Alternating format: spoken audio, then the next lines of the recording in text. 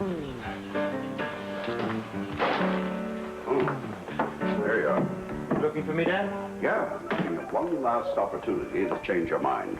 Oh, it's too late. I'm already committed to the medical convention. Besides, I'm looking forward to it. Oh, come on, Alan, you must be joking.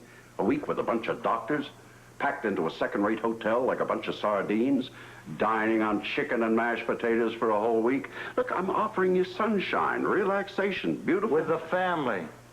I've already told you Monica is not coming. It isn't really the point. I gave a promise to my friend I would sit in on the panel for him, and I've really got to keep my promise. Okay, there's no point in beating a dead horse. But you will allow me to fly to New York with you, huh? Why? Well, I had Randall make reservations for me on the same flight that you're taking. Oh, yes, of course. We can fly together, sure. I'm having a limousine pick me up at the airport and drive me to Southampton. Well, you ready to go? We've got plenty of time. Come on, let's go get a cup of coffee. Oh, Alan, it's...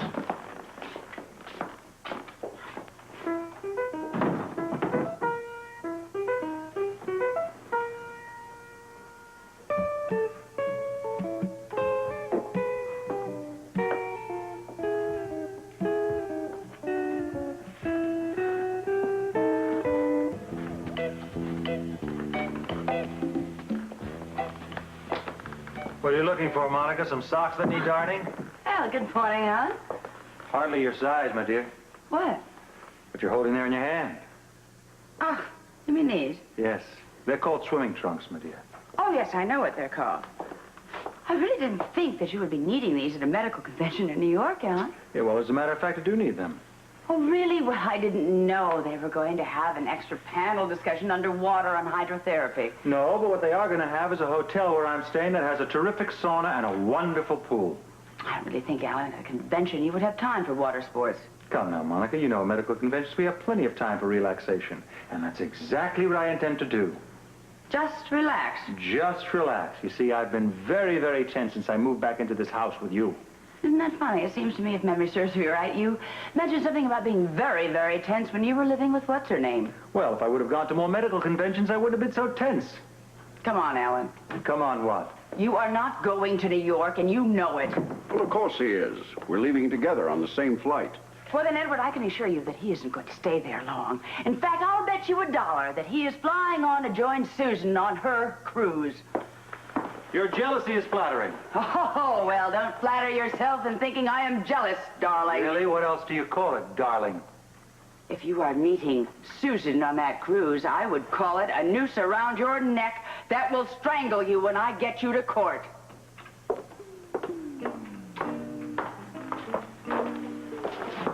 Alan, she's not right, is she?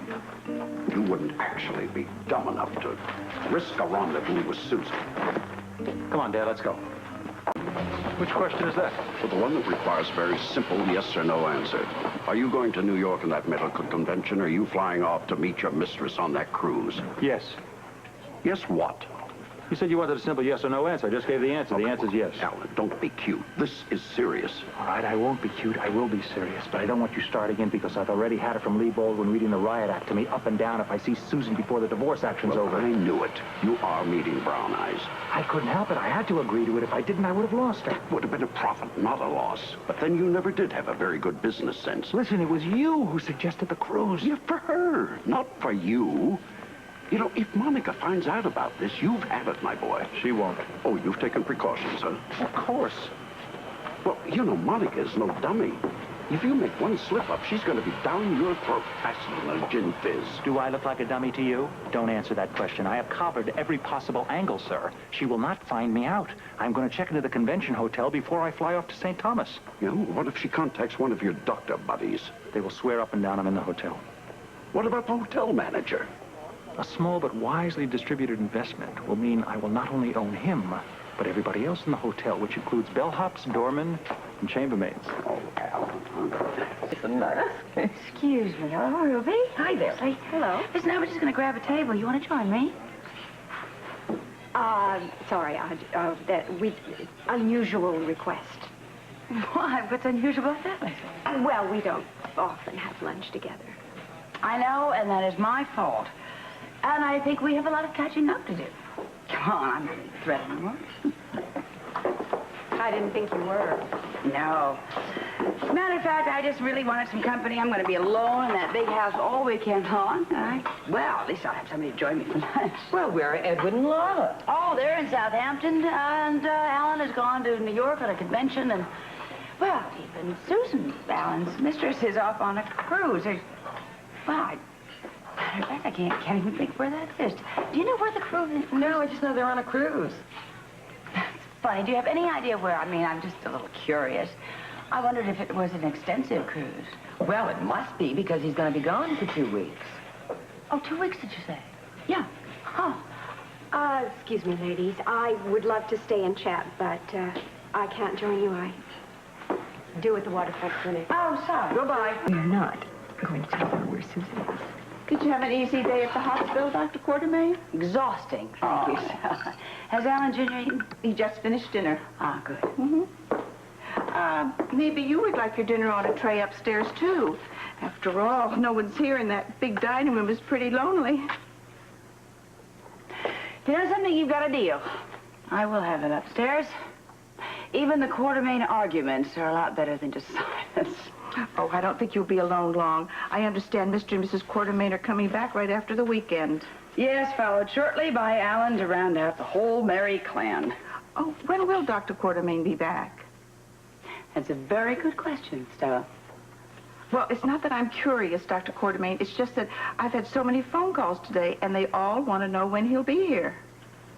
Oh, really? Any of them sound like they might have been long-distance calls? Oh, no, I don't think so. Nothing that sounded like it might be sort of a, well, crackly, whiny voice from the middle of the ocean or something? No. No, never mind. As far as Alan is concerned, I don't know when he's going to return home. However, you know, we could just, well, matter of fact, we could just call him and find out when he's going to be home. Do you have the number? Mm-hmm. Yes, a number that he gave me, saying where he was going to be. Assuming, of course, I wasn't going to use it, but, well, we could just surprise him, couldn't we? Oh, you don't think he'd mind? Of course he'll mind, but that's not our problem, is it?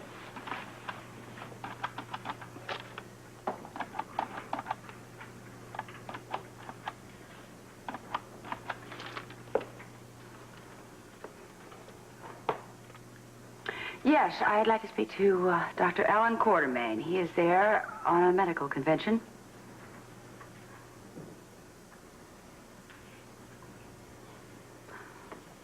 Ring 1. Ring 2.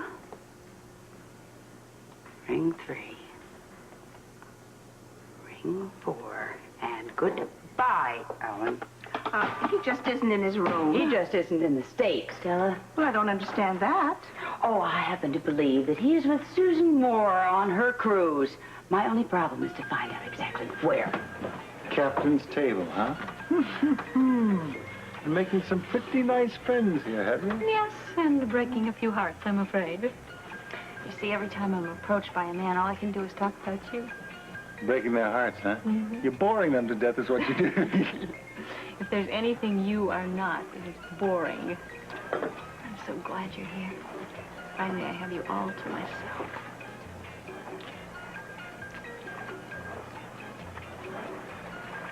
You look absolutely gorgeous, you know that? Only for you. You know, I was worried all week long. I thought you might change your mind and decide not to come. Want the truth? I always want the truth. I had second thoughts. Especially after I spoke to Lee and he was so emphatic that we remained separated. You're going to get partial custody of Alan Jr. I'm sure of it. It wasn't only that. Money? It's never the money. I'm really concerned about what this is all doing to you. I'm fine. I know, but you're fine for now, and this is going to end soon, and then we're going to have to leave separately and go back to Port Charles. And finally put a rest to all of this. It's funny, it is really like burying something, isn't it, a divorce? Putting it to rest, almost like it never happened. Alan, let's not talk about it, please. You got it. You got it, and you have me for 7 days, and the word Monica will never pass through my lips again.